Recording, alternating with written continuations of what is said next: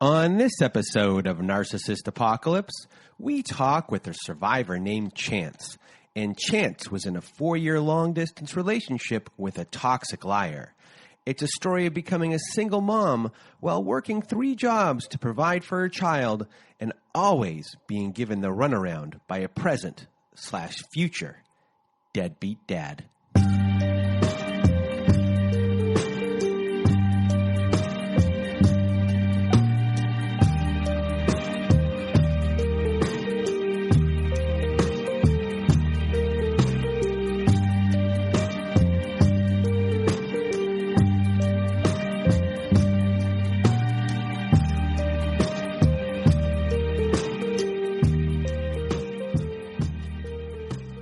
Welcome to Narcissist Apocalypse, a podcast that gives a voice to survivors of toxic relationships. I am Brandon Chadwick, but my friends call me Chad. And thanks for tuning into this episode. So what is a narcissist, you may ask? Well, for the purposes of this podcast, we refer to a narcissist as anyone who has displayed a pattern of behavior that shows a limited capacity to appreciate others' perspectives. It is that simple. And now, before we get to our episode with Chance, I first want to thank everyone in the Narcissist Apocalypse community for listening to the show and sharing your thoughts by email, Instagram, Twitter, Facebook, etc. Are there more than that? I don't think there could be. Pinterest, but we're not on there. Also, a reminder, if you haven't left us a review on whatever podcast service you use, Spotify, Apple, Google, Stitcher, Castbox, etc., leave us a 5-star written review as it helps out the show a lot when it comes to rankings. Now, if you haven't been to our website recently, please do go there if you want to be part of our show, narcissistapocalypse.com. Click on the guest form at the top of the page. It will take you to a guest form. Fill it out, and away we will go from there. Another way to be part of our show is to be on our Letters to Our Narcissist compilation episode. And to be on that one, go again to narcissistapocalypse.com. On the side of the page, there's a button that says Send Voicemail. It's a voicemail recorder on our website. And you click on that button, it records up to 5 minutes. You need more than 5 minutes? Click it twice. You need more than 10 minutes? Click it 3 times. And it's a floating button. It's really hard to miss. We're accumulating these letters to have a volume 5 of that episode. And if you don't want to read the letter yourself and you want myself or my old pal Melissa, hey Melissa, to read it for you, just send us an email at narcissistapocalypse@gmail.com. And in the subject line, put letters to my narcissist. Other things on the site. We offer high-conflict parenting courses that can be found at narcissistapocalypse.com/courses. Yes, we have partnered with an online parenting company called Online Parenting. And many of the courses we are offering were created by Bill Eddy, who is an expert in dealing with these individuals in court. And now he's helped create many parenting courses to help you through divorce and to help support your children too. These courses are the most widely recognized courses by family courts across the country. So if you want to support the show and are looking for guidance, please do go to narcissistapocalypse.com/courses. What else do I got down here? Our Patreon. I'm going to be throwing up, I think, 3 episodes right after I do this little recording right now. One of those episodes will be a free episode this week on our Patreon. And so go there to, where are we here? I'm looking down at my page. Go to patreon.com/narcissistapocalypse. We have on there episodes that never made it to air, follow-up episodes with former guests, and much, much more. One of the episodes that we're also putting up this week, myself and my old pal Melissa did about 2 hours last night discussing 50 Shades of Grey. We had a good time while doing it. We had a lot of laughs. We analyzed, the movie, the abuse that happens. And hopefully you guys will enjoy it too. What else do I got down here on my list? I'm trying to get through this as fast as I can right now, just because this episode's pretty long. I did my best. I am now 8 hours in on my editing. Hopefully I'll be done in the next 20 to 25 minutes. This was we recorded a lot, and now I had to get it down to as concise and compact show I could. I shaved down a bunch of it. It's still really long. And, you know, there's a lot of good lessons to be learned in this story. I mean, especially if you're in it right now and you do have kids or things like that and you don't think you can get out of your relationship or having a hard time. Chance is really an inspiration. You know, she worked multiple jobs at the same time just to provide for her child. And, you know, eventually, even though it was long distance, she did what, you know, she needed to do. And it wasn't easy for her. You know, you want to be in that relationship with your partner and have this life. And eventually she knew the best thing to do was, you know, to not do it anymore. So anyway, I'm just rambling there. I'm going to get out of my way, your way. Here is my conversation with Chance. Welcome to Narcissist Apocalypse, everyone.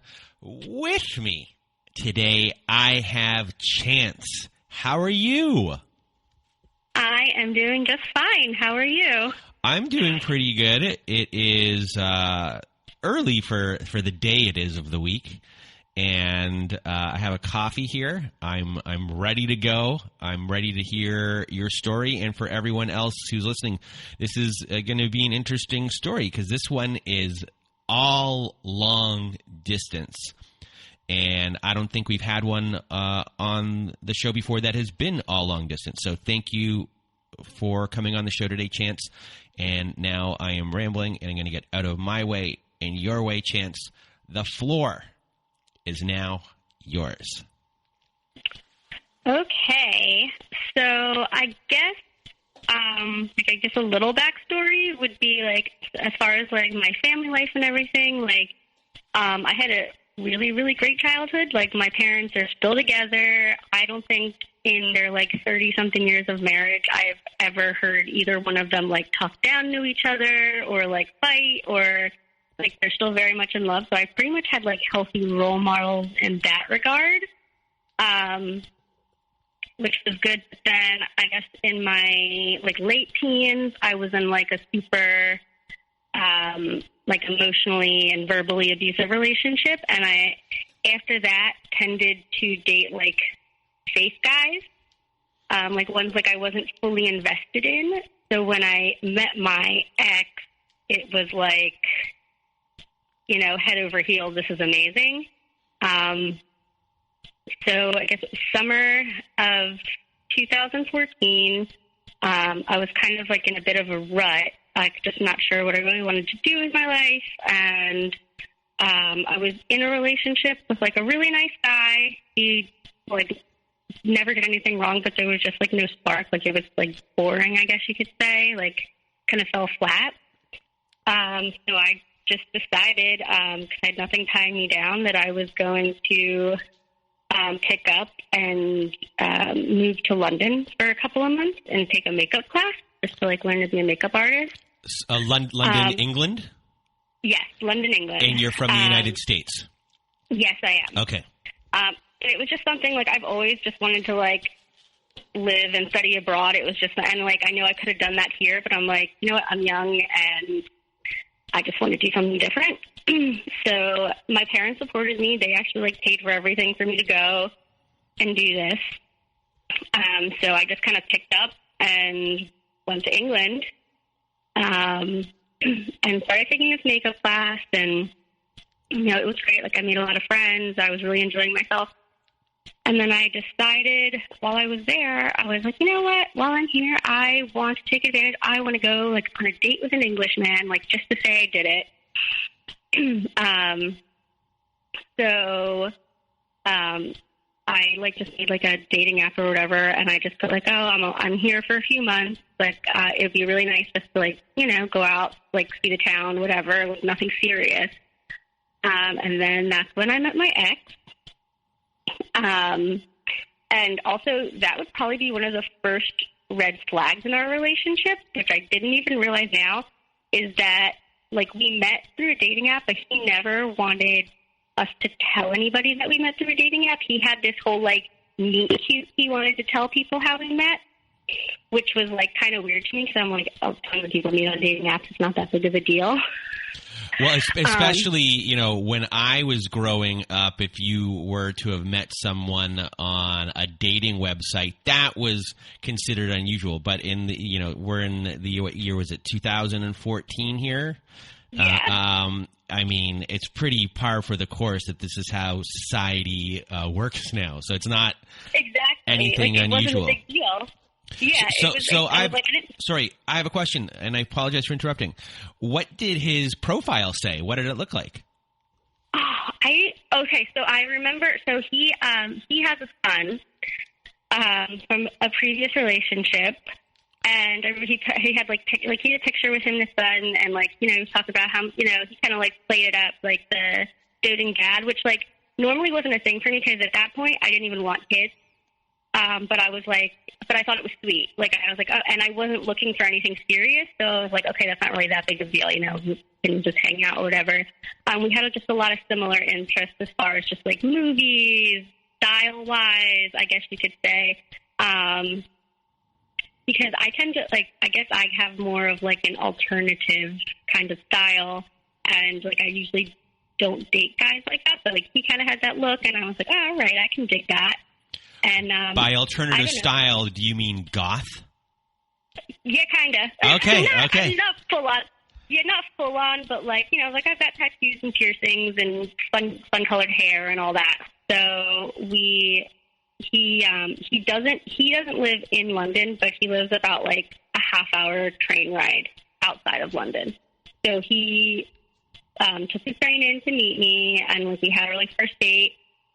We basically just like walked around and like went and saw some sights, and then comes the second red flag, which I didn't even. So we've been walking around for like hours at this point. And just talking, and we're having a good time, and he suggests, oh, why don't we just stop and get some pizza or something? And I'm like, okay, cool. So we go some pizza place, we're sitting down, we order, and then he decides to tell me, oh, I don't have any money.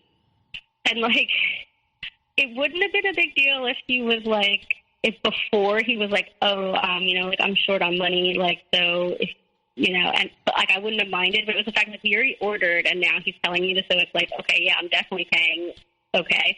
But he played it to like, well, I spent all the rest of my money on a train to come see you, and you know, I have my son tomorrow, so I want to make sure, you know, this, you know. So then, of course, he did that a lot. Like he would play the like my son card, so then like I would feel bad and like let him get away with a lot.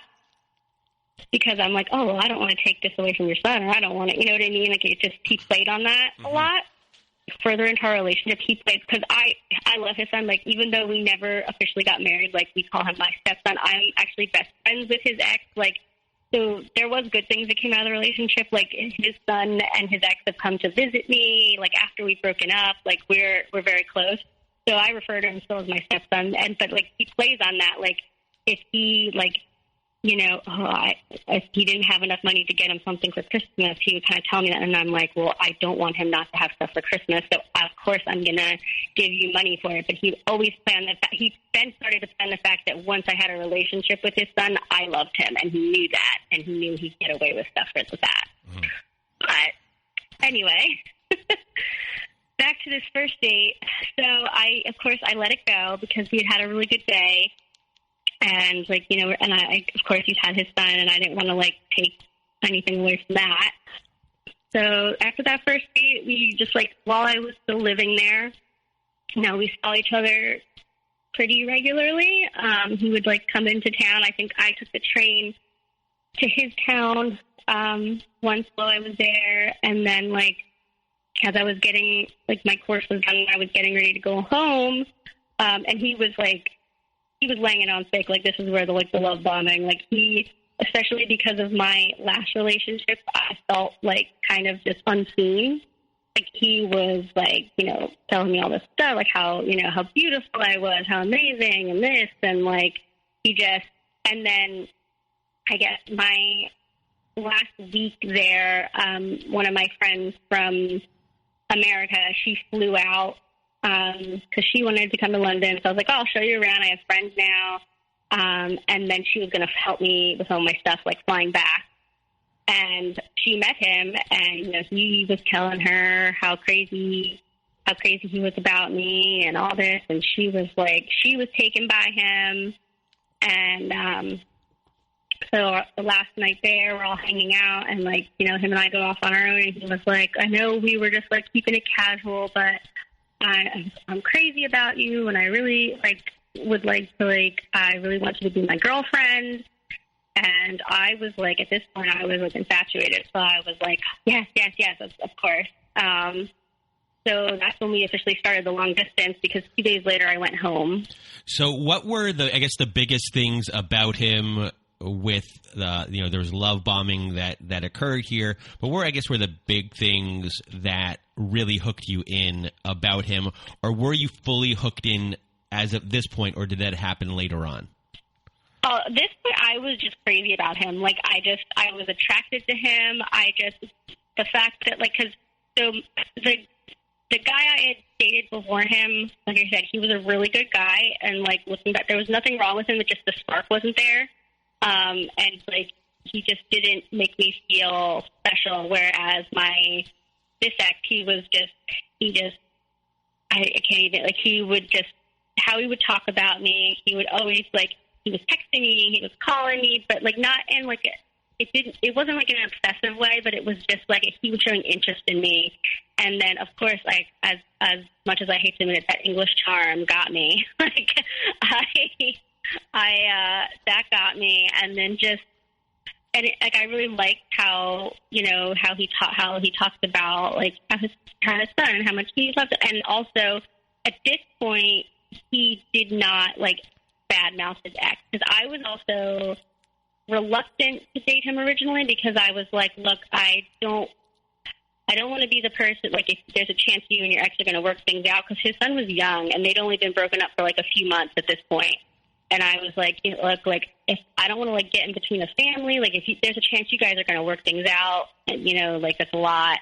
And it was like, no. And, he's like, I respect her because she's the mother of my son, but, we're done. And he, played it she had hurt him. She had, cheated on him, which that's a whole other story. But, so I was like, okay. But, yeah, it was just, we clicked, and he was very charming and just made me feel special. So then now I'm back in the States, and we Skype every day. We Skyped every day for the first couple of years. But we would Skype, and then this is when more red flags would come in. I think it was after maybe 2 weeks of me being home. It was very soon. He decided to tell me that he loves me, and I remember being taken back by. I was like, "How do you know?" I really like you. I'm crazy about you, but I couldn't say I loved you at this point. But at the same time, I was like, "Well, I don't want to blow this because I really like him." So I say it back, and it felt kind of weird, but eventually it was true, so it was okay. But I felt if I didn't say it back, he would be so offended and hurt and this and that. So I was like, okay. So, and then he also disclosed to me that, that he had bipolar. And so I was like, okay. I was like, that's okay. I'm here to help. I struggle with anxiety and stuff like that as well. So I'm I'm not going to, if there's anything I could do to help. But he would definitely use, and I actually, to this day, I have no confirmation that he actually had bipolar. I think he liked to use it as an excuse to get away with certain things. Because I'm the type of person that if you tell me this, I'm going to start researching things and looking how I can help or what I can do to to support you. But I don't know, it just didn't really match up. There was definitely something going on.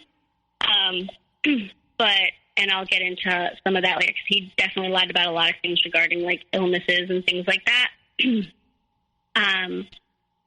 So we were good. I flew out there again a couple months later, and so we could see each other for our birthdays, because our birthdays were a couple days apart. And that's when I met his son for the first time, and his ex, and like all of his friends, and they were actually all great. So it was like really nice. Like we actually, after the breakup happened and everything went down, which is another thing. We'll get there. We'll get there. But like all his friends, they took my side, and okay. I'm friends with all of them, and they have all been like really supportive of me and everything like that. So like his friends and I, like we all just hit it off, and it was great. And like, you know, they were like, "Oh, he talks about you so much," and this, and it was great. You know, but it just made me feel really special. Like everyone had already heard about me. Everyone was, you know, so excited to meet me and this, and it was great. So at this point, everything is still, you know, awesome. So I'm going to like skip ahead a little bit and I think a big thing too is because we were long distance, as I'm like later, like now putting together, I let a lot more go that I probably wouldn't have had we been together all the time, because we only had limited time together, and like I didn't want to fight with him because like we only had this time together, and I didn't want to spend it fighting. So a lot of stuff got like swept under the rug, but like never got solved or like never really got addressed, because I like didn't want to fight with him, because I was like, we only have this time together. So that I definitely noticed, like there was so many things that like probably would have been a way bigger issue had we been living in the same place together. So I'll skip ahead a little bit. He started to get like that I wasn't, I didn't seem as like engaged in our relationship. And I was like, it's not that. It's just like, I'm sad. Like I miss you and I want to see you. And it was kind of like he would get kind of like upset if I didn't give him like enough attention. So he booked the ticket to come visit me. And this would actually be the only time in our 4-year relationship that he actually came to visit me. I always had to come and visit him. So he flies out. That summer we had a great time. And actually this was, again, another red flag. After only 10 months of dating, he proposes to me. And I, of course, say yes, like an idiot, because I am still like, oh my God, I love this guy. He's amazing. And I haven't felt this way about anybody ever. So it was like, just really super exciting for me. And also at this point, I should also say, my parents hate him. They cannot stand him. What was their reasoning? Well, first, also, my mom has actually never met him face to face. Okay. My dad just like didn't like him. And what I think my mom kind of like had his number from the beginning. Like she just like based on things. She just never liked him, and he in turn like he hated her. Like, he'd always try to like pit me against her, because I think he knew that she knew like what his deal was, and he could not stand that. Because he was like, she doesn't. Yeah. There are either sometimes you have friends or family that sees right through these people right from the beginning, and whatever body language they're giving off to the toxic person that you're now in a relationship with, that person will always be like, I don't like your friend. I don't like your sister or your mom or your brother, because they know that they're full of shit. And exactly. And immediately did they try to do like a smear campaign, or did he try to do a smear campaign on your mom in some sort of way? Mm-hmm. Okay. Oh, it was basically, she doesn't want us to be together, blah, blah, blah. It was just, he always, like, he could not stand my mom. It was hurtful for me because I'm close with my mom. So I was like, it was just hurtful for me because I was just like, and my mom made it difficult too, because she was like, I love my mom dearly, but she's also the type that, like, if you're doing something that she thinks is the correct thing and she agrees with, she will go out of her way to support you. but if she doesn't agree with it, she kind of like, instead of just being like, this is your decision and I don't agree with it, she kind of like tries to insert herself to like stop it and interfere with it. And she means well by it because she, like, it's like she doesn't want something bad to happen, but it's like, you know, at this point I'm an adult, you kind of need to like step back and just let something happen. So it was kind of rough because I felt like I was in the middle of them, like, and just was like a push-pull. And I even said to him, I was like, why don't you, like, reach out to her and just, like, I was like, I remember telling him, like, the best thing you can do is just prove her wrong. Like, if she's thinking all this stuff that you're, you know, whatever, just prove her wrong. Like, that's the best thing, like, that's the best revenge you can get instead of just, like, trash-talking her and saying, like, you know, she's not going to be welcome, like, in our house, this, and that. And I'm like, because that's ridiculous. She's my mother. But, like, it was always a fit. So that was, like, always an issue. My dad met him once or twice and just didn't like him. So, and at this point we're engaged. Things are, like, moving fast, even though, like, we're apart. And I'm, like, really excited about it. But, of course, like, I know, like, my parents are, like, 1,000% against it. So that's kind of stressful. So he goes home, and then I guess it was the next year. So this would be, now we're in 2016. I flew out there again over the winter, but at this point I had just gotten, like, laid off from my job because they were, like, slow, and I was, like, the newest hire. So they let me go, so I didn't have a job at this point, and I was, you know what? I'm not working. I was like, I'm going to go over there and spend a few months with him because I have the time now, and I'll start looking for jobs while I'm out there. So when I come back, like, I'll have some things hopefully lined up. So I go there for a couple months, and there's some, like little stupid fights just regarding, like, me giving him enough attention and, like, things like that, which were, like, a little weird, but overall, it was okay. And then while I was out there, his grandfather passed away, and I was supposed to leave a week earlier, but I ended up extending my trip for an extra week or so that I can go to the funeral with him, so, like, you know, be there for him.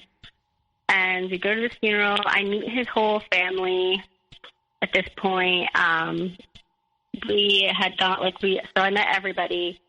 And then once I got back from that trip, I found out I was pregnant. So that was a lot. And because at this point, when I went over there, we were, like, looking at, like, wedding venues, and we were, like, getting ready to, like, set a date for our wedding because I wanted to move over there. And, but then the day we found a place, and the day that we got the contract for it, I found out I was pregnant, and like the math would be, like, literally, we wanted to get married November of 2016, and my, like, due date would have been, like, November of 2016. So we held off on that, and he was, like, really excited, and I mean, I actually, at that point, like, I softened the idea of kids because of, like, seeing him with his son, which I kind of, like, later found out, like, was basically a show for me. Like, his relationship with his son was, like, his ex would tell me, like, that she always felt better when their son was staying the night or with him when I was there, because she knew that, like, he was, like, well taken care of because I was there, not because of him. So she's like, I always felt better when you were there. So, yes, I found out I'm pregnant. And we basically, like, he's happy that he's making at this point, he's making all these promises, like, I'll do anything for you guys. I'm going to get you over here. Like, I'll do whatever it takes, you know, I love you so much. Like, you know, this is basically, like, it's not what we planned, but, like, we're going to make it work, and I'm going to do whatever it takes. And also, I should also point out, he works in retail at this point. Like, he doesn't, not that there's anything wrong with that at all, but he doesn't earn enough for me to move over there. And he always had this, like, problem, I'm going to get promoted soon, and, like, I'm really working hard. And this, I'm like, okay, you know, that's great, but, like, it would never happen. And he could barely, what you didn't know is he could barely afford his first child and support payments, so helping support you and your child was going to be even more difficult. Exactly, and at this point I didn't know that. And, like, So during this time, are you being devalued? Has that kind of happened yet, or is this still in this? Because you're a little bit overseas. There's some controlling-ish behavior as far as friends and stuff go. But is anything else kind of popping out of here where you're saying to yourself, "This behavior isn't right in how I'm being treated," or right now things are pretty cool still? Right now, there was probably little things here and there. Like, we would have some little, like, tips here and that. But because we were so far away, it was hard. It really, after our child was born, that's when things, like, really, like, the devaluing, the, like, putting down, that's when it really started. And even, like, a little bit when I was pregnant. So, I flew out there again while I was pregnant for a couple of months. But before I get to that, I will talk about how he got arrested. Okay. So I guess it was probably a couple weeks before I was supposed to fly out there while I was pregnant. I was probably like 6 months pregnant at this point.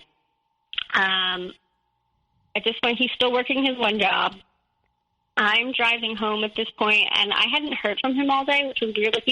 Like, we wouldn't necessarily text all day every day, but we would, like, text throughout the day until we would, like, Skype that night. And I got a call from him, and, like, he just sounded really weird and, like, very, like, shaky. And I'm like, what is wrong? What happened? And he was like, I got arrested. And I was like, what? You got what? And basically, he worked at like a game store, and to this day, he's never told me the full truth of what happened, but I know what happened because our mutual friend was there when it happened. So he tried to downplay it. He basically was saying, like, he got caught taking some, like, game vouchers for, like, PlayStation Live or something. Apparently if someone returns it, the credits are still on there. He made up some story that didn't really make that much sense. And, so I was like, well, what's going to happen? I'm like supposed to go over there in a month. And then he's telling me, well, I have to go to court and I could be facing jail time. And I'm like, are you kidding me right now? Like, I'm like, I am 6 months pregnant, and you're telling me you could go to jail for, like, up to a year for fraud. And I was like, I didn't know what to do. I was, like, having a meltdown because I was like, what am I supposed to do?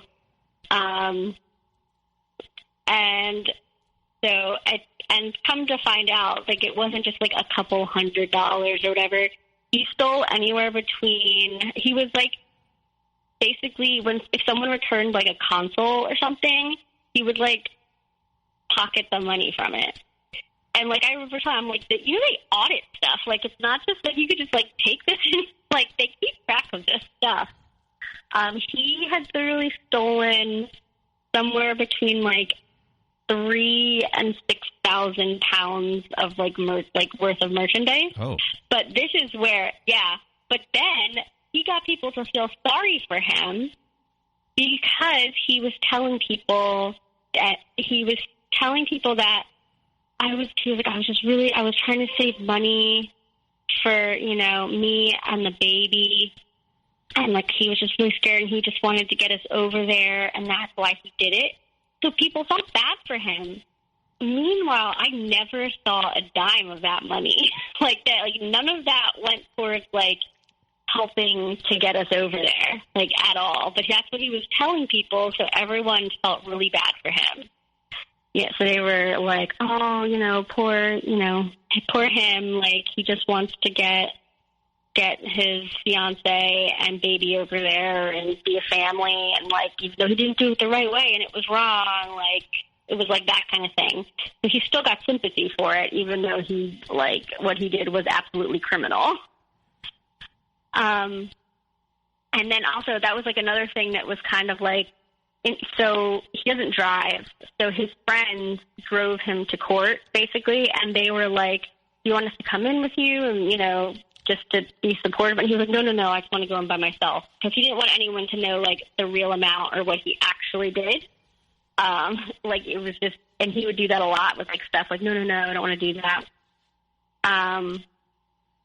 So then he got, like, probation, which also meant that he couldn't fly out when our child was born, so he missed that. Also, like, during this time, he says, this has not been confirmed, because a lot of this stuff is what he says because I'm not there. And basically, I come to find out later, like, every time my gut was telling me something wasn't right or something was off, I was right. But, like, I never had the proof of it. And that was what was the hard thing, because he was able to, like, talk his way out of anything. Like, literally anything he could talk his way out of. Even with, like, the most obvious answer, like, he could still, like, smooth talk his way. So he tells, like, he keeps saying, like, things about how he gets really bad migraines, which I witnessed while I was there, which is true. And so we kept telling him to go to the doctor. And he goes to the doctor, and he tells, like, I went to the doctor, and they told me I have, like, a brain damage, or I have a brain, like, whatever. And I said, well, what caused it? And he was like, he just, like, made, like excuses. And I'm like, okay, well, what can you do for it? And he's like, well, I'm not allowed to fly anymore. Like, and I was like, well, you should probably get a second opinion.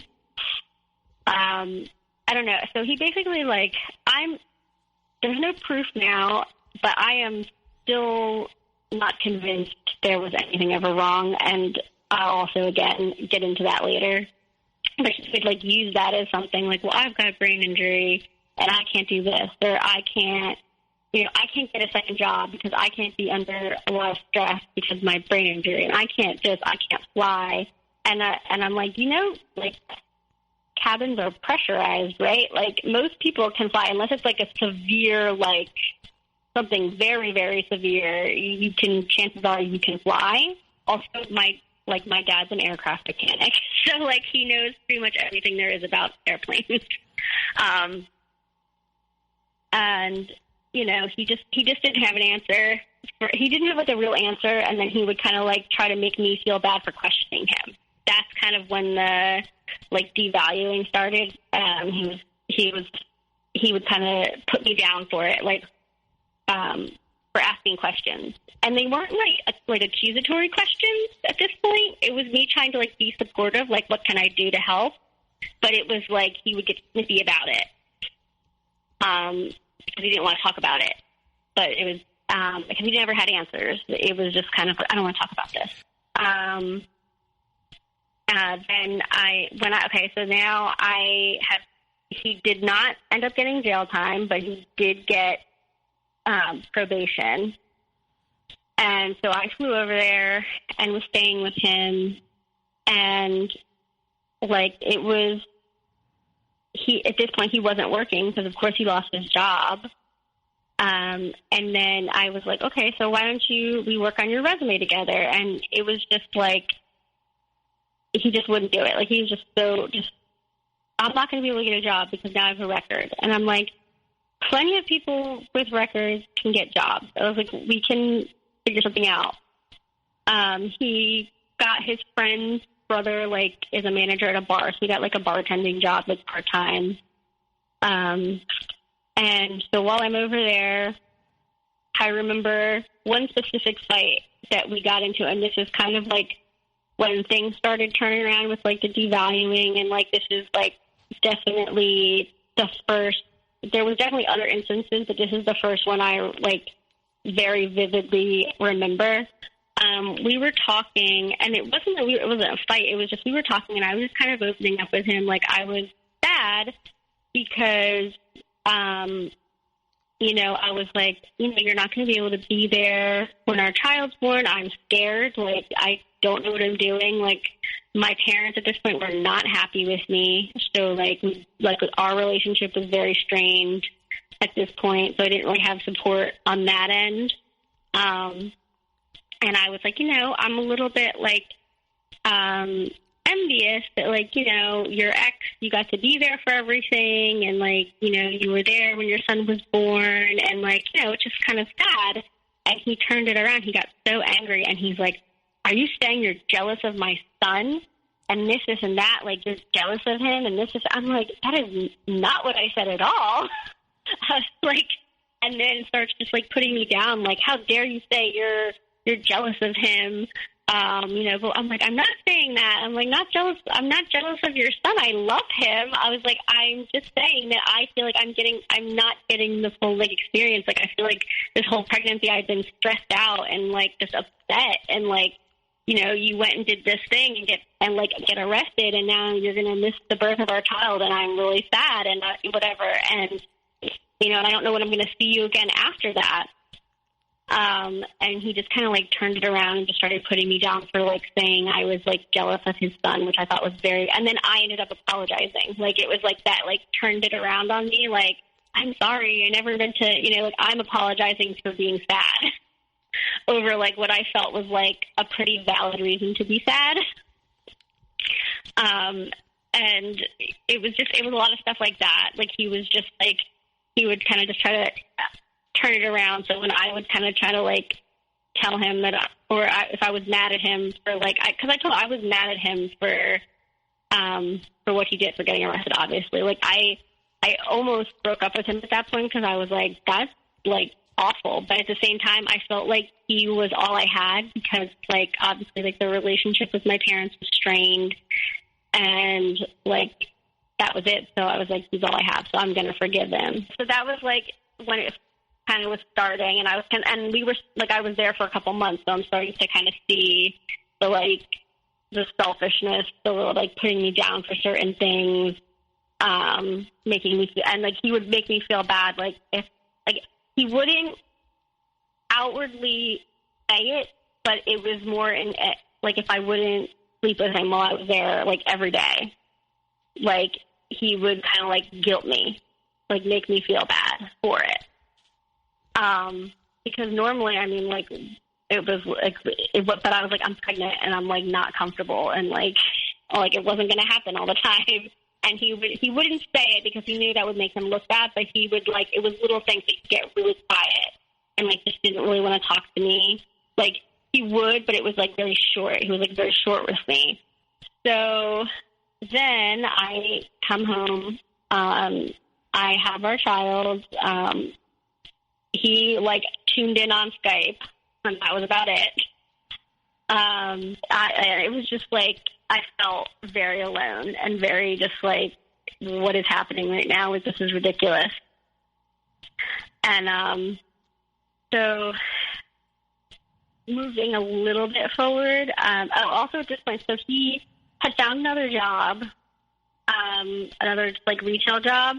And without telling me, he quit his second job. Like, he told me after the fact. He was like, I quit the bar job. And I was like, why would you do that? And he was like, well, I can't be under that much stress. And, like, it was like, I was like, well, are you kidding me? You quit your second job without telling me. At this point, I hadn't started working yet because I just given birth. I wasn't working yet. And I was like, and you quit your second job? He didn't give me, like, any money the first month that our child was born. He didn't give me any money. It was, like, the month after that he did. And, like, so it was just, like, these things were just, it was starting to pile up now. But then, so at this point, I'm starting to ask him, please come visit. Like, you know, I really want to see you. and I just think it'll be really good. And he's like, I can't. I'm on probation. I can't fly. I can't do this. I can't whatever. You come here. So I get a passport for, and then, like, fly out with our child. It was so stressful. We get there. I was like, I was going there thinking, like, okay, this is some bonding time for them. I'm going to get a little breather since I've been doing it for the last 6 months. And, but, like, no, I still, like, I was still the one, like, doing everything. He was just there, like, like, cooing over her, but then, like, oh, she's crying. She probably wants you. Like, so it was just, like, the trip ended up being more exhausting than it was, like, relaxing. So then, after we come back, I'm still working these jobs. He's working there. And at this point, we're okay. I guess it would be around this time that his grandmother was sick as well. And this would be something that he was going to hold over my head for the remainder of our relationship and afterwards. So at this point, I'm starting to get, like, a little bit resentful of him, obviously, because I am, like, working constantly and trying to, like, save up and do things, like, so we could be a family. And I just don't feel like he is putting in the same effort that I am at this point. Well, you're a single mom, technically, in a way, working 3 jobs to try and get by and also get ahead. Yes. Yeah. And, like, he was paying me child support, but it was, like, I mean, it's terrible. Like, I mean, I know some people don't get any, but it was, like, it was a laughable amount. Like, it was pretty much like, what am I going to do with this? Like, but then at the same time, he was like, well, I have to give some to my, like, and I didn't really want to fight him on it because, again, I didn't want him to, like, take away from his son. Like, at the same time, I'm like, I understand he has 2 children, and I didn't want, like, one to be put above the other because, like, I didn't, like, I love his, it was like that. He would use that too. Like, well, he needs this for this, so can I give you this? And I'm like, yeah, that's okay. Like, I would let it go because, I'm thinking, like, okay, it's going, towards his son or whatever, and I would let it go every time. And I'm like, now I know that wasn't the case, but, like, at the time I'm thinking this, I'm like, okay, that's okay. So at this point, I'm starting to kind of, like, question things. And at this point, I have a pretty good relationship with his ex. So her and I talk, obviously. And I remember asking her, why did you and him, like, really break up? Because I had a feeling what he was telling me was not the whole truth. And this is when she started to say, she's like, well, he cheated on me. He was talking to all these different girls while I was pregnant, but I forgave him because obviously I was pregnant. And then I found out he was still talking to girls, like, after. And he would always, like, kind of talk about how he was briefly, like, a stay-at-home dad with his son. But she was like, oh, yeah, he was. But all he would do was just sit and play video games and, like, ignore him. And, like, the longest time, like, our son, like, didn't want to even, like, be around people or socialize because he, like, wasn't socialized. He would just, like, leave him. He would, like, give him a bottle and just, like, play video games. So I was like, oh, interesting. And she broke up with him because she was like, I had it. Like, I couldn't take it anymore. I was done with him. But he made it out like she cheated on him and, like, he was heartbroken and this, and that, but that was not the case. And, like, I believed her. Like, at the same time, I was, like, so far in that, like, I believed her, but I was, like, I was still in that, like, well, it's different with me because, he really loved me because he definitely played that, like, I cared about my ex, but, like, I never loved anybody like I've loved you. Like, it was that whole, you know what I mean? Like, made me feel like it was I was different, even though I 100% wasn't. And then at this point, so his grandmother is sick, and she's, like, basically, like, on her deathbed at this point. He, from what I can tell, at this point, I've known him for, like, 6 years. He was not close. Like, he did not have a close relationship with his grandmother, not to say that he doesn't love his grandmother. But anyway, so he made it, like, this big thing, like, he wasn't going to be able to go see her So I told him, you know what? Don't give me child support this month. Take that money and go see your grandmother. Go take the train, go see your grandmother. And then it was, well, I can't do that because you're going to hold that over my head that I didn't give you child support. And I was like, no. I was like, if you were going to go spend your money on something frivolous, yes. But, I mean, to go see your grandmother, I'm not going to hold that over your head. Like, take the money and go see your grandmother. So he didn't give me he didn't give me child support that month, but he also did go see his grandmother. But conveniently, like, he had some new video games. Like, he would always have excuses for why he didn't have money for things, but he somehow always had the newest video game or always had, like, stuff like that, you know what I mean? Like, this new gadget or whatever, but, like, didn't have money for, like, basic things. And then his grandmother passes away, and, like, I guess I wasn't as supportive as he needed me to be.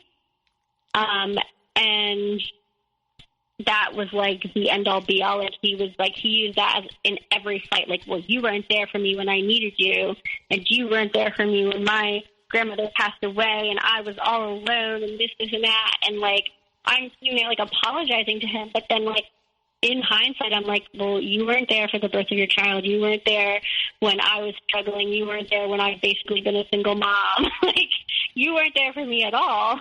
So I'm sorry that I wasn't able to give you, like, all this support that you apparently needed. So that was, like, something that forever was held over my head.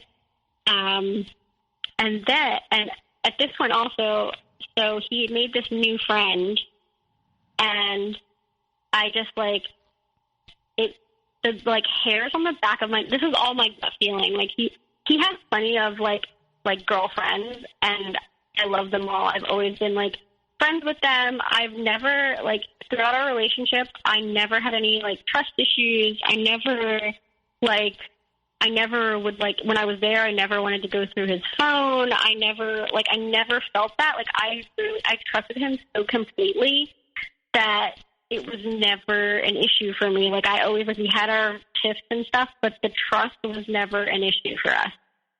I was always just, like, if he was telling me he was going to go hang out with his one, girlfriend, I was like, tell her I say hi, have a good time. Like, it was never an issue. And then he started hanging out with this one girl, and I don't know, like, I had no reason, but I just did not like her.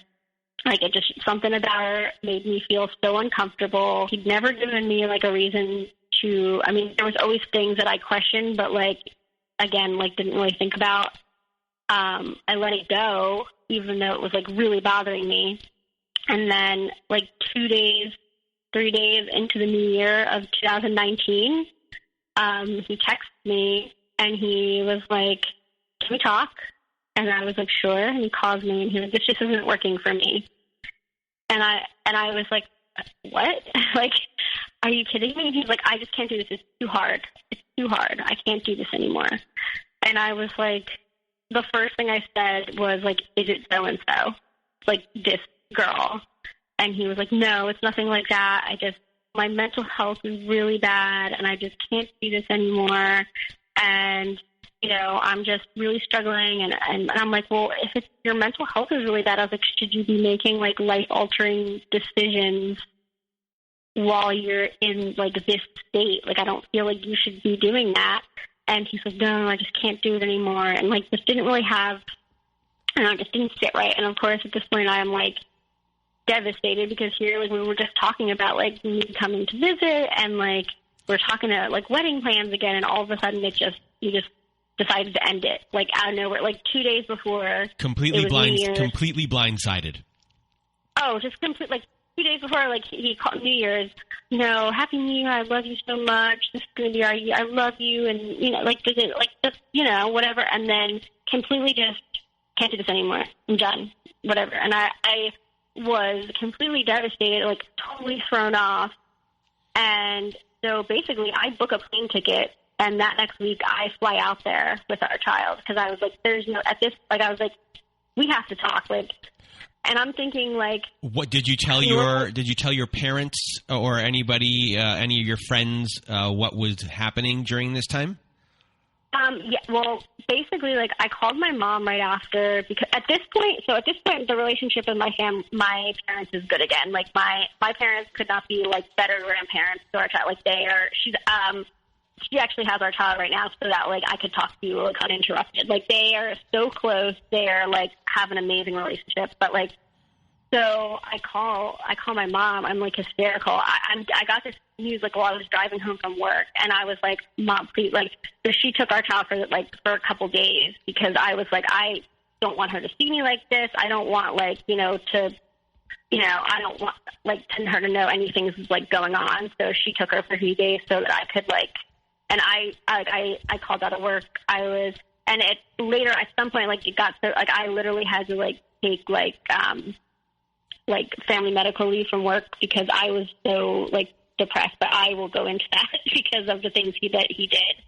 So I book a plane ticket, and we fly out there, me and our child. And at this point, I'm thinking, like, you know what? He hasn't seen us in so long. Like he just turned 2, and the last time that we saw him, he was 6 months old. So it has been a while since we saw each other. So I'm thinking, like, okay, you know what? Maybe it's just been, like, we've been apart too long, and he's just not in a good mental state, because I wasn't either. Like, I was, not in a great place. I missed him. And I was like, maybe seeing us, like, in person is going to be like that. Like, okay, what am I doing? You know what I mean? I'm thinking, like, there's still a chance to, like, save this relationship. So I fly out there, and he's, like, very cold.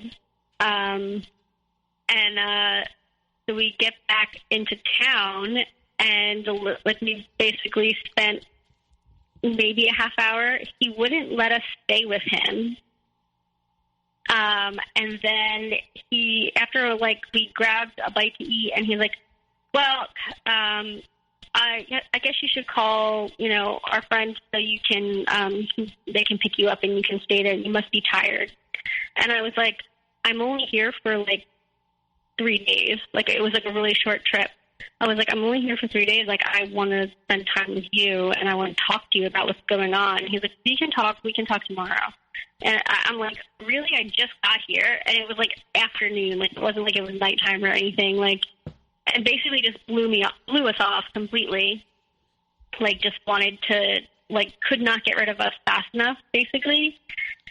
And I was like, okay, well, tomorrow is Saturday. Are you going to come and, like, see us then? And he was like, well, I have to work. And I was like, you haven't seen us in, like, a year and a half, and you have to work? And he was like, yeah, I have to work. And I'm not going to be at my place tonight. I'm going to stay at my friend's house because it's closer to work. And I was like, at this point, I'm, like, totally, like, taken aback. I'm like, what is going on? Like, you haven't seen us in so long. You're making us, like, I had to stay with friends because you wouldn't let us stay with you. You're just totally blowing us off. So, and I stayed with his former friends, my friends. And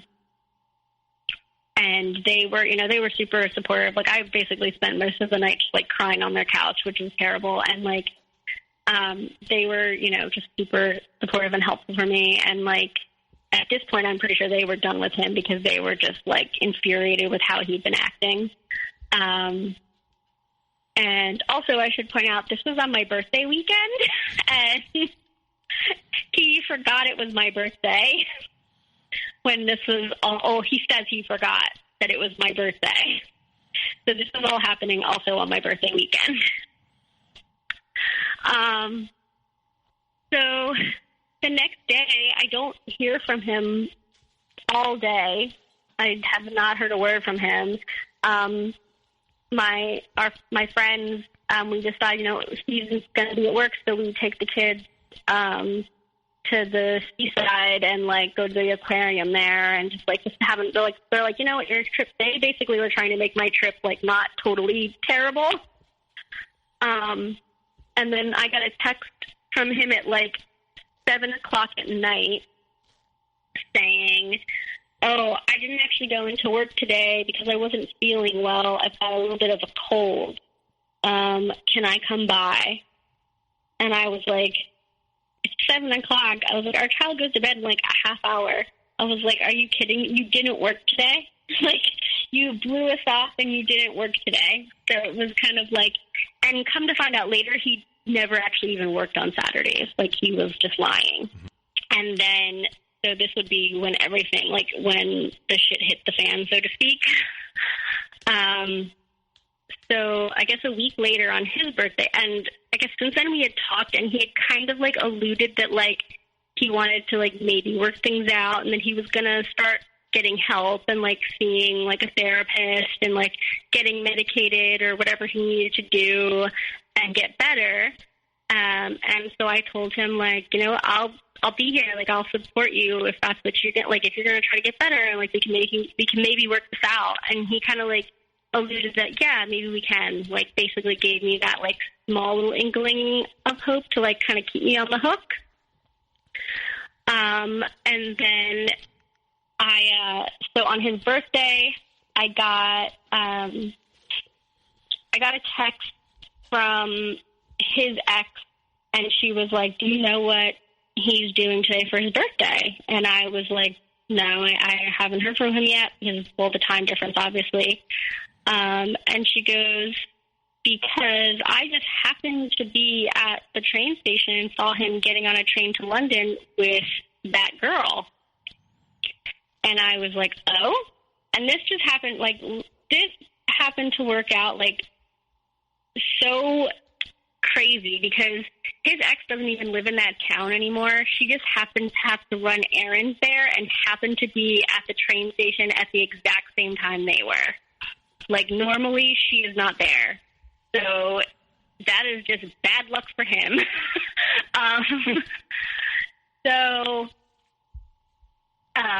I said, okay, well, I'm going to text him and find out what's going on. And at this point, like, we are kind of working on things. And I say, oh, happy birthday. What are you doing for your birthday? And he said, oh, I'm just going into London. And I was like, oh, just by yourself? And he was like, yeah, by myself. So I was like, that's your... And honestly, if he had said he was with this person, I probably would have just let it go, because I can't tell him what to do. But the fact that he was, like, going out of his way to, like, lie about it, I was like, okay. So his ex and I are like, all right, we're not gonna call him out just yet. We're gonna see what happens. I'm like, oh, that sounds like fun. Have a good day. He said he's gonna meet up with two of his friends later, probably. And this whole time, like, he's texting me little, like, kissy faces and, like, you know, kind of being flirty again. And so I'm eating it up, obviously, because of what had just happened. Like, I was devastated. So any, like, little ounce of attention he was giving me, I was like, this is great. But at the same time, I know something's off. So he's saying he's going into London by himself. I find this is where I get a little bit investigative / a little bit crazy. I find this girl's Instagram, and her story is a picture of, like, a hotel room suite. And it's, like, a queen bed, whatever. And then I guess she sees I see her story, so she posts, like, a picture of her mom, like, right after. Mm-hmm. Trying to just throw me off the trail or something. And so I go on Google, and I Google hotel rooms in London, and I find the one that matches her picture. Oh, good work. Yeah. So, and then I have my other friend call the hotel. It sounds so bad. And she kind of, like, played, like, oh, I think their phone must have died. Can you tell me if so-and-so has gotten there yet? And they said, oh, yeah, there's a reservation under this name. They checked in. So that's even better work. That is really good investigative work. Oh, wait, it gets better. Okay, can't wait. So we confirmed that they're staying at this hotel, and then one of my other friends who lives in London, I tell her, and she was like, oh, no. So she literally calls the hotel again and finds out when's checkout. And so they tell her, and she goes, okay. So she gets there. This is in January, so it's very cold out. And, like, I remember, like, waking up to, like, voice messages from her. And she gets there, like, 3 hours early. She's like, I've got my coffee. I'm outside the hotel. There's only one way in and out. So if they come out, I'm here. I'm ready. And so I love my friends. They're amazing. So she literally catches them walking out of the hotel together the next day, took a picture to, like, show me, runs up to them in the middle of the street in the middle of London and just lets loose on both of them. Full on just was like, how dare you? Like, you know, she flew out there with your child to try to fix things with you, and you're here with it. You're lying. And basically she said he turned white as a ghost. He had nothing to say. This girl looked like totally taken aback. And basically we caught them totally 100%. And the next part I'm not so proud about, but at the time I was, like, super upset. I literally called them out. At this time I had Facebook. I've, like, since deleted it. But at this point I called them out on Facebook.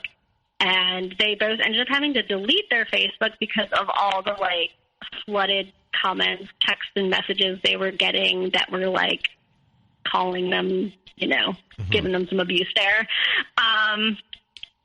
And again, he would use that against me too. Like, he'd be like, I was getting, like, threats from your friends, and I was scared to go into town because I was scared I was going to get beaten up.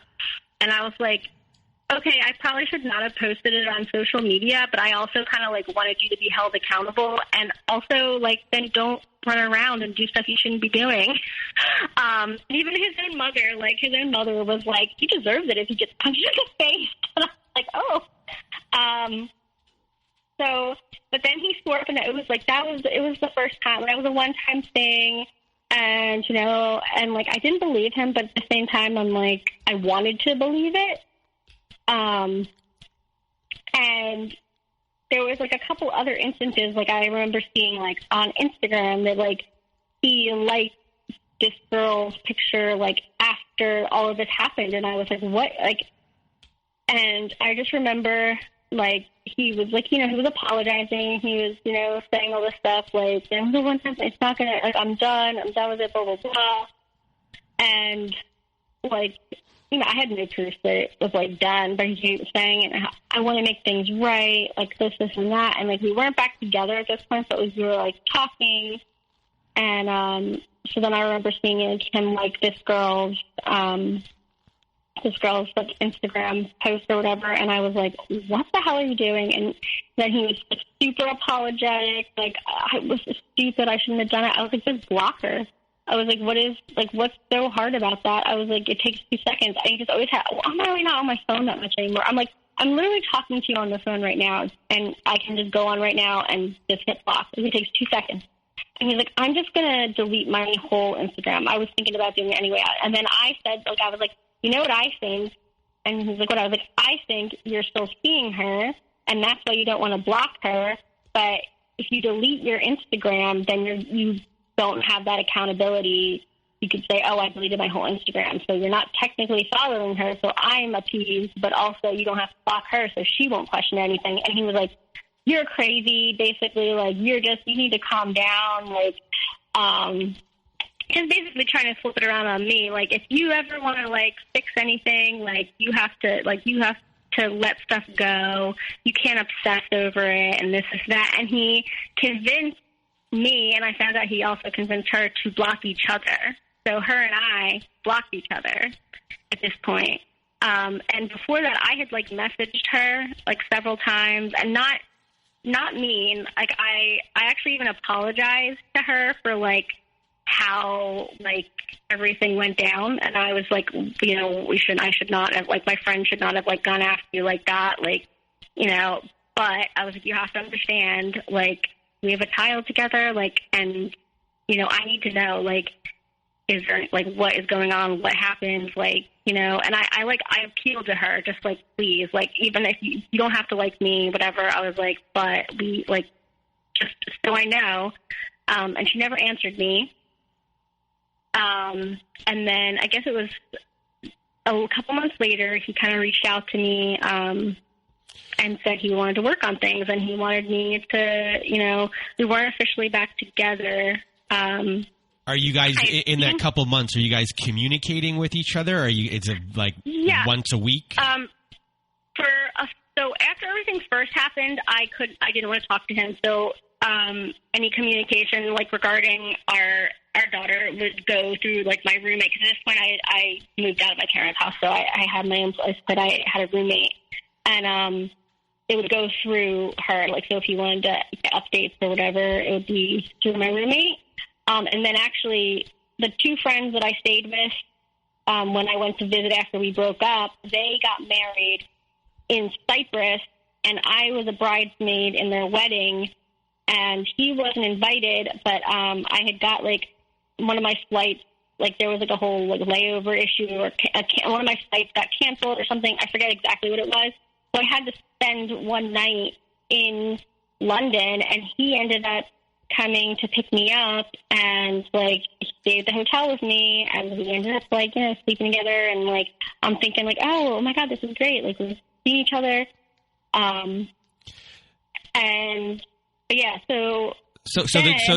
this point, the trauma bond with you guys and how you're bonded, you're still running on the belief that you can still have a relationship with him. It's something you still want at this point. Yes. Oh yeah, I wanted it more than anything. Like, I was like, I didn't care. Like, I knew what happened was, like, it was awful, but I just still wanted it so bad. Like, I pretty much at this point, like, we were, like, had a okay, given everything that happened, we still had, like, I don't want to say good relationship because it wasn't good, but, like, we could talk, like, we would FaceTime, we could joke around, we could, like, he had that pull to me, like, that charming, like, way, basically, where, like, I overlooked everything, basically. Mm-hmm. Okay. And I was still trying to, like, do things to, like, I don't know, get him back. I don't know, like, I was still, like, even though he was the one that, like, you were under a spell. You were under a spell. Oh, yeah. 100%. I would, like, he did this terrible thing, and I'm thinking, and I was apologizing to him, like, oh, I should have been there when your grandma, because he would say that, like, well, you weren't there for me when my grandmother died, or you weren't, and I, like, and I'm apologizing to him, like, I should have been, I'm sorry, like, I probably wasn't there for you, I'm sorry I wasn't this, I'm sorry I wasn't that. So in a way, you've had him in this kind of pedestal situation where you're feeling, even though that he's doing these things wrong, you've proven these things have been done wrong, but you still believe that you could do more for him, and that you're not doing enough for him.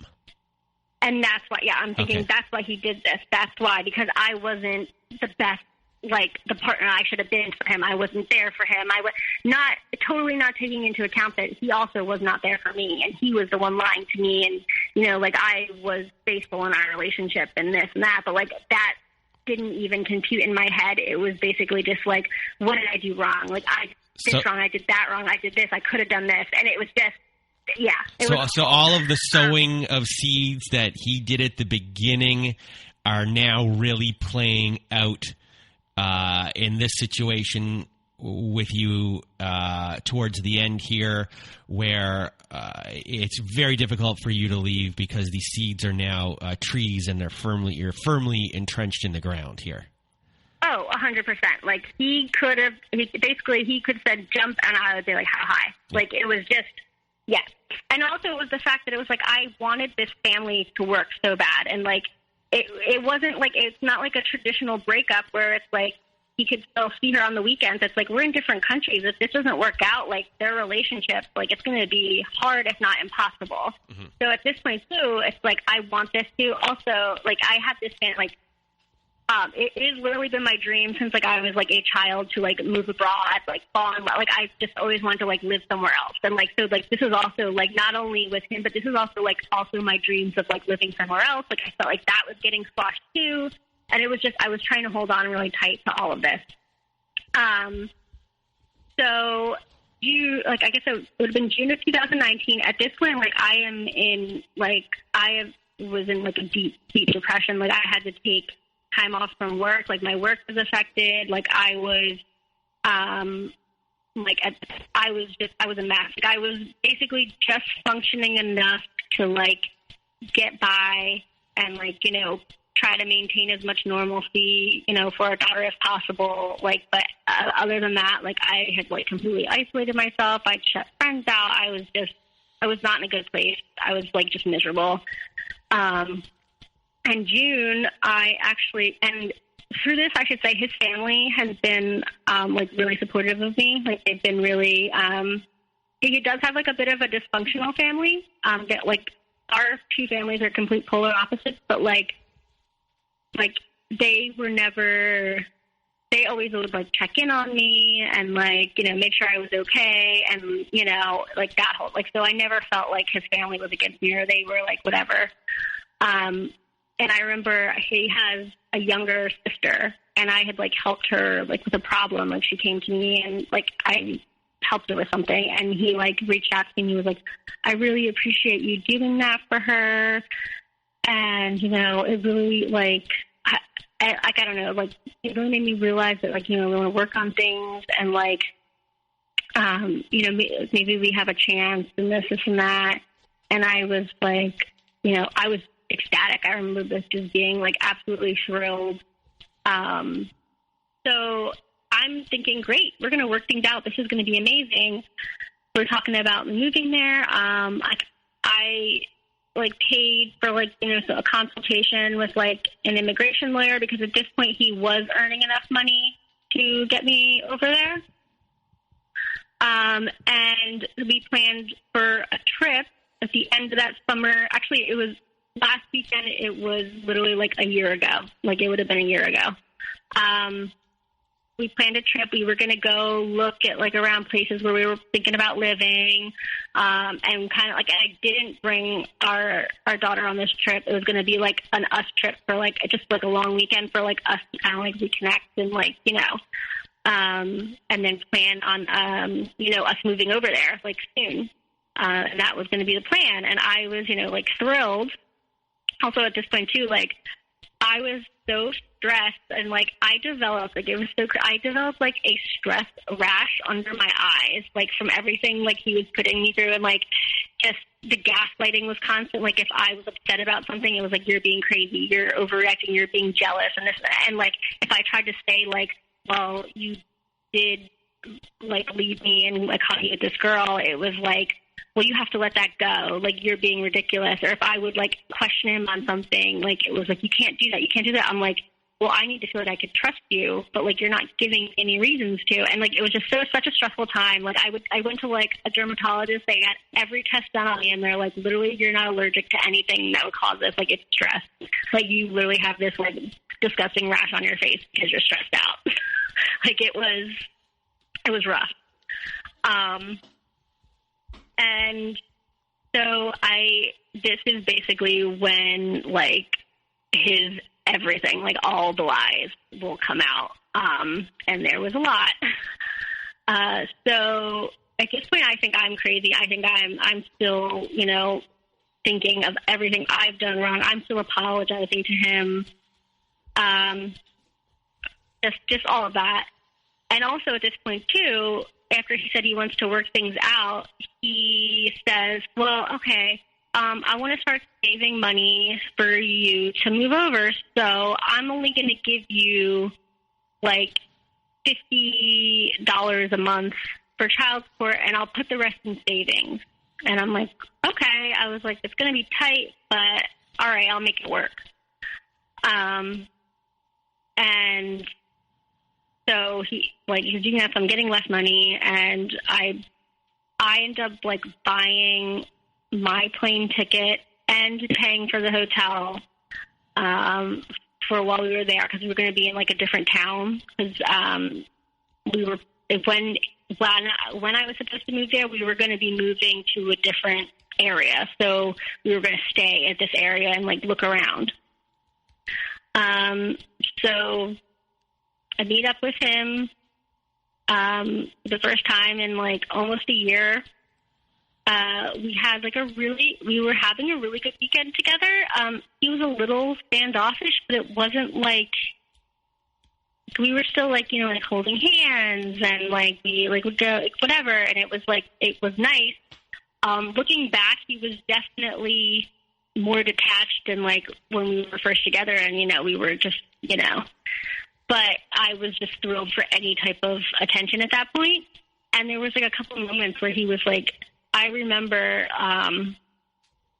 we went to go see a movie, and he, like, stepped aside to, like, let me go, like, pay for my movie ticket. And I'm okay with, like, going Dutch and all that, but I'm like, I just paid for a plane ticket and our hotel. I was like, you can shell out the money for a movie ticket. Like, I just remember being, like, really annoyed about that.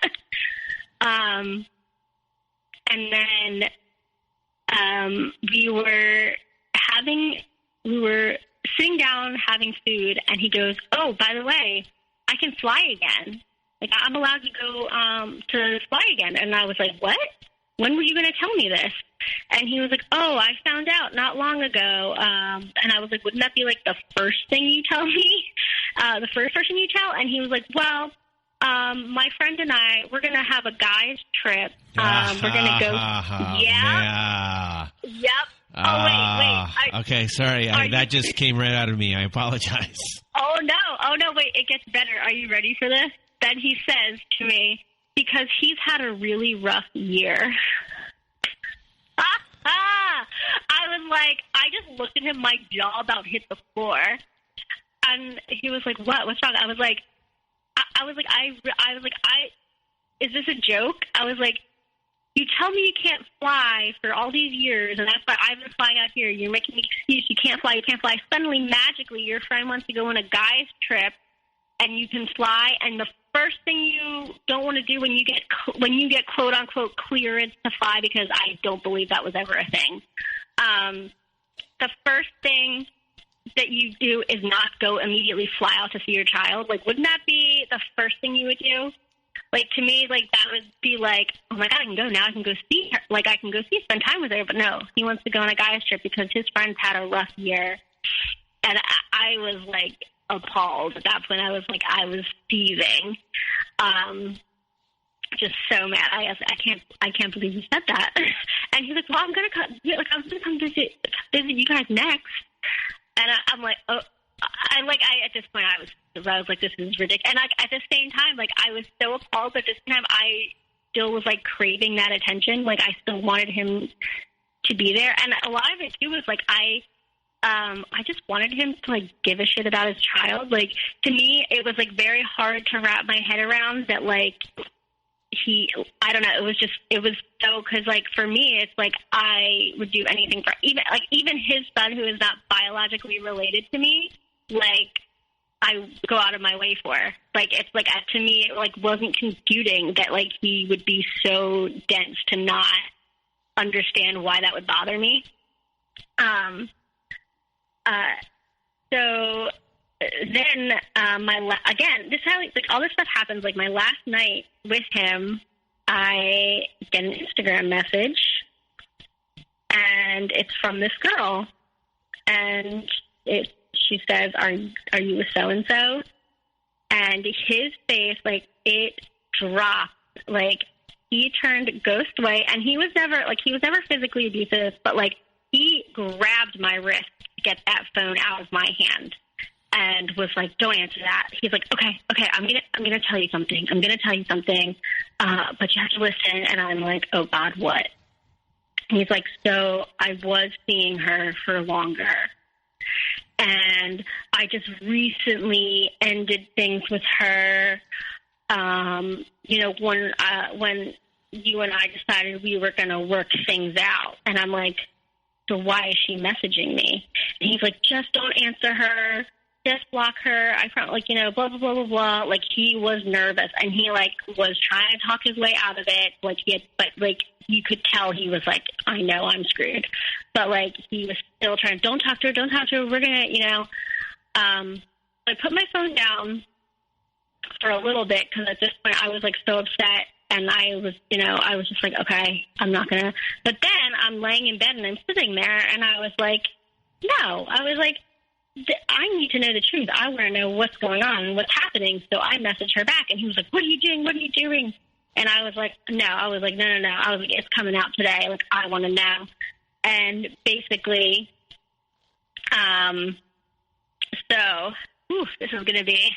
this is the rough part. This part still gets me. Like, I'm still, so not only were they still together, they had been living together since November of 2018. So that would be when he bought me the new engagement ring.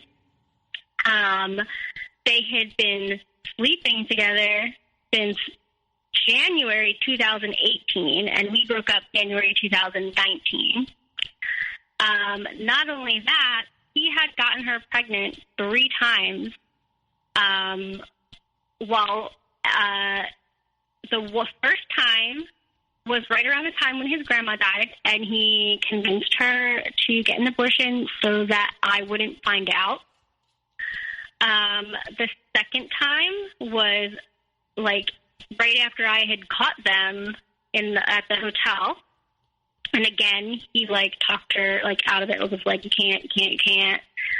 And then the third time was currently, and she was trying to get a hold of him the whole weekend, but he wasn't answering her because he was with me, and she had found out that she was pregnant. And it just all blew up from there. Like, I was absolutely, and mind you, like in a couple hours, I had to go and get on a flight and go back home. And that weekend that I flew out with our daughter to go see him, he was there. He blew us off so he could be with her. And basically, yeah, he had been living a double life with this girl. At first, I felt bad for her as well, but also she knew about me for a very long time.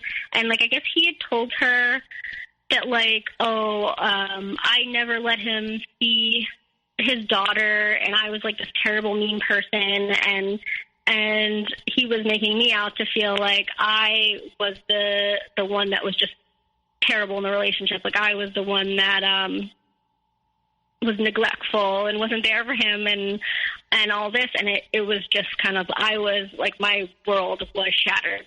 Yeah, so this girl, she kicked him out after this all happened.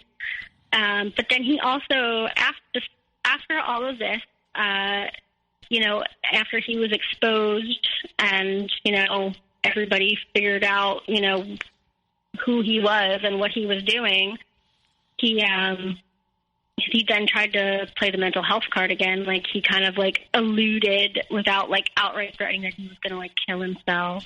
And then he was trying to be like, I'm going to get help, and I'm going to this and this and that. And, like, it was just, like still to this day, it is just unbelievable to me that he, like, led this double life. But, like, it was easy for him because I was so far away.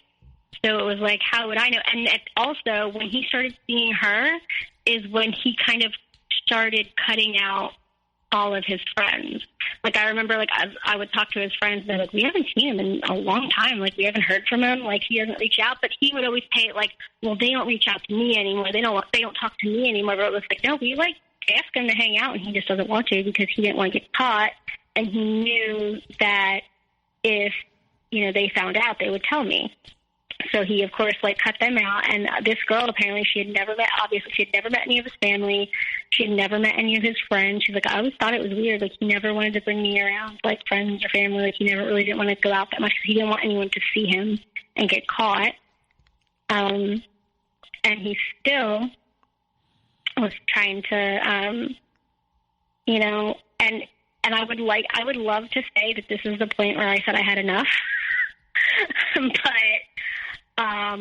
for a little bit it was. I was so just like, it was just a mix of just, I don't even know, just hurt and disgust and anger and all that. And I would have loved to say that was where it was, but I think everyone listening was hoping that this was going to be the point. I wish. Then I still kind of got stuck back because then he started, with the, a couple of months later, I should say. This wasn't, immediately after, but he kind of, started with the, flirting a little bit again and, talking, and we were, FaceTiming and stuff. Obviously we were because of our daughter. We were FaceTiming it, and we were kind of whatever. And then I actually did start seeing somebody. It didn't work out, but it's basically he never really cared about his daughter. It was more like when he asked questions, he asked the questions he thinks he's supposed to ask to make him look like a good father. He doesn't actually care. He doesn't actually do things to engage with her. FaceTiming, it's literally me being tell daddy this, tell daddy that. He doesn't ask anything. He asks the same question over and over again. But all of a sudden, when I had started seeing someone, he was mad that there was somebody around his daughter. It was now that she was his possession, and he didn't like that. He was absolutely just you don't even know this person, blah, blah, blah, blah, blah. And I was well, I knew you for 5 years, and look what you did. So, I mean, that doesn't really matter. And then all of a sudden, he wanted to FaceTime all the time with her, and he was putting in all this effort. And then he gets quiet again, and it's my gut again. And I literally text him, and I actually don't know anything's wrong or anything, but I go, "Is there anything you want to tell me?" And think really hard before you answer. I'm just taking a guess here. I really don't know. And then he was "Yeah, I'm seeing somebody." So basically, he started seeing somebody, and I was and that's when I was I'm done. This is it. Yeah, I can't go back and forth like this. You clearly don't give a crap. This is where, and that's when I kind of right around right before then, I kind of started looking up the narcissism, and his ex basically she has been really my rock through this entire thing. The whole year, I would be calling her, and we would just talk about it, and because she understands, and she and I learned so much about how he he was always on his best behavior with his son when I was there. He was always trying to be dad of the year, but in reality, when I wasn't there, it wasn't like that. It was the picture he wanted me to see. It was, he didn't he would send him, home without dinner, and he would do this. And I remember times overnight, if he had his son overnight, I was waking up and making him pancakes or something, and he was sleeping in. But if I didn't wake up, he was literally just going to hand him a box of cereal and be go ahead. It was just I don't know, she was he's not, he doesn't check in on him, and I even started keeping, track of how often he would, reach out and ask about, our daughter and everything, and it was, really sad, the amount that he did not. There would be, times where maybe, twice in the month, and he would ask the same question, how's she doing at daycare? That's basically the only thing he would ask, and so, but then, of course, so, again, at this point, this is a couple weeks ago, and I finally just was I'm done. I can't, my mental health is just, I can't keep hanging on to the fact that you're going to be this person that I thought you were, and, you really have not kept one promise you've made in our entire relationship. You've not made one effort. At points, I even offered him, hey, do you want to come stay with me for a couple months so you can spend time with your daughter? I have given him that offer. I have, done nothing to, try to keep him from her. And he's always had an excuse why he can't do that. So I'm, at this point, I'm sure you've already started telling this new girl, terrible things about me and that I don't let you see your daughter. Because, the jilted dad is his thing. He loves to play the dad that loves his kids so much, but the world is against him in being able to see them. that's how he plays it. Like, he loves his kids so much, and he, he'll do anything for him, but just so, like, we keep his kids from him, or we don't make it easy for him and all that, which isn't the case. But basically, like, after everything happened, his other ex pretty much told him she does not trust him or his judgment, so he's only allowed to have, like, supervised visits with this one. Now she's like, I don't want you having him overnight because I don't trust you after all of that. Like, you lied to all of us. Like, it might have directly affected, me, but, you were lying to everybody. And that's, like, for years. She's like, so I don't trust you. So now he's not even allowed to have his son, like, overnight. He has to go there to see him. And as far as, like, contact with his daughter now, I feel like I'm really torn because she doesn't really have a relationship. Like, she understands, like, she knows he's daddy, like, if she sees him, but, like, and I've never, like, I don't talk negative about him around her. Like, she doesn't know what's going on. Like, if she asks about him, I'll say, oh, daddy, like, I try to keep it, upbeat, but at the same time, I'm, like, debating because, like, she really doesn't ask about him, like, at all. Or, like, there'll be times, like, he has tried to call her, and she's like, I don't want to talk to daddy, I only want mommy. And, like, just doesn't, because he doesn't talk to her. She doesn't have a relationship, and I feel like it should be her choice to have a relationship or not, but I also don't want to set her up for the disappointment that will inevitably come with it. So for now, I told him I can't talk to him at all anymore. If he wants to talk to her, he can go through, my roommate. And if he wants updates, if he wants to FaceTime with her, he'd set it up with her. He did for like a day or two. He was like asking those questions that he thinks he should ask. That's like the best way I could explain it. Like, it's not like actually engaging questions, just like, this will make me look like a good dad. But like, I haven't heard, like, she hasn't heard anything from him in like a couple weeks, so I don't even know if he'll pop in again or not. So for you, this is, you being no contact is as fresh as can be right now when we're talking. And as far as dealing with what you went through, are you in a good place about it now? Like, is he off of a pedestal? And like, what kind of work do you anticipate that you're going to do to have, this never kind of occur again, as far as boundaries and looking at like all the things that were used against you, that, you had good intentions and those intentions were taken and twisted to use for, his own purposes? So now it's hard. So now, like, I have good days and bad days. Like, he's definitely off of the pedestal. Like, I see him for what he is, but the damage is, like, I so completely trusted this. Like, I was blindsided. Like, even, like, I trusted him. And, like, when you're in a long-distance relationship, like, you have to have that trust or you'd go crazy. And, like, and also because, like, I was faithful the entire time because I was in love with him. Like, for me, that was it. Like, that trust, like, I am so,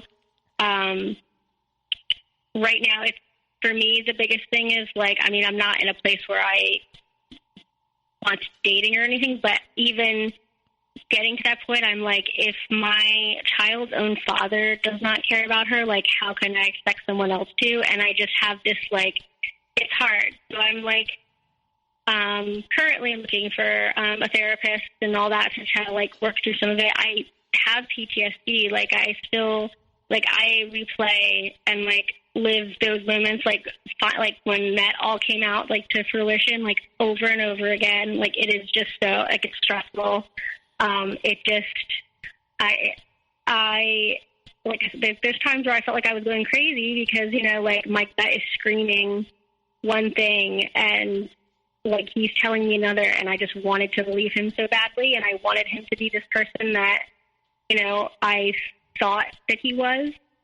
even though everything else was showing that he wasn't. And I think the biggest thing is too, is just like, you know, I love, you know, our kids so much, like his son and our daughter, I love them so much. And like, it's so hard for me to wrap my head around that he like would like someone could do, and I know it's possible, but the would just like have such a lack of just anything, like just could do that, like could live that double life, could be texting. I guess like find out, like I kind of like went back, of course, to like torture myself a bit, and like the days I knew that he was like now with this girl and texting me, and I was like reading them, and it's just how he played like both sides so easily, how he could like, you know, do all that. It just, so I feel good with my resolve to not talk to him. Like I've blocked him completely. Like I am not speaking at all to him. I just can't, because I know, I don't think I'm not at a point now, even though I see him for what he is, that I'm strong enough that I wouldn't fall back into it, even knowing what I know. Like I know I don't want to. Like it's like a kind of like an internal battle. Like it's like, you know, even if I did go back, I wouldn't trust him. I would never trust him, and it would be miserable and so stressful. But at the same time, there's like, I kind of just want him to like, it's like that fantasy. Like I had this fantasy relationship, and I almost just want him to acknowledge that like he's sorry, but he's not. Like it's kind of just coming to terms with that, because he says he's sorry, and I'm like, I don't really believe that. I believe you're sorry you got caught. Which is, so I'm taking it a day at a time, as well as that, and just trying to do my best. But I think going like fully no contact, I think I struggled with going no contact because we have a child. But I think I have a little bit of the luxury of that. Now the long distance was a problem, or at the time the long distance was a problem, but now it's actually kind of like a blessing in disguise, because I don't have to see him. I don't have to worry about bumping into him in the street. I don't have to worry about like custody of our child, because he was never really entitled to any of it anyway. So really me letting him have contact with her and stuff is just me being nice. And I was always the one making the effort. And now I told him it's 100% on him. So it's kind of like the ball's in his court. And I kind of know he's not going to do anything about it. So it's a little bit of a relief. So, Chance, before we end off the show, do you have any words of wisdom or advice for anyone who's listening that is going through the exact same thing as you right now, or is in the aftermath? What would you say to them? I think like a lot of people have said, trust your gut, because I mean, everything there was so much more than what was said today. Like, just so many instances where my gut was telling me something and I knew it to be, or even just little lies that I knew he wasn't telling the truth, but I just chose not to. I just chose to ignore. And every time my gut was telling me something was wrong, it was. Like, every time I had an inkling of something, it was wrong, and I ignored it, and I let him talk me out of it. But chances are your gut is right, and you're feeling uncomfortable or something's off for a reason, because chances are there is a reason. That's what I've learned, to trust my gut and not let someone talk me out of it. Well, Chance, I really want to thank you for being on the show with me today. And, this was, 4 years. It probably wouldn't have gone on for that long if you lived in the same town. You probably would have seen everything a lot sooner. But I'm really happy that you're out of it, and that you're no contact, and you worked really hard. I mean, yeah. I mean, being a single mom, having 3 jobs. I mean, you should just be proud of yourself, in the sense of, for a lot of people who are in these situations, who are battling through, no matter what, when you're in these situations, you're tough for being there and staying. And, for a lot of single moms out there who might not think they'll be able to make it outside of a relationship. You were a single mom within the relationship and working in 3 jobs. So, for those people, you're a good role model in the sense of, once they leave, there is a way to get out of it. And, you're a really good poster child for that. So thank you for being here with me today. Thank you so much for having me. Hopefully this will help some people too. I think it will. And for all of you listening, I hope you have a good night.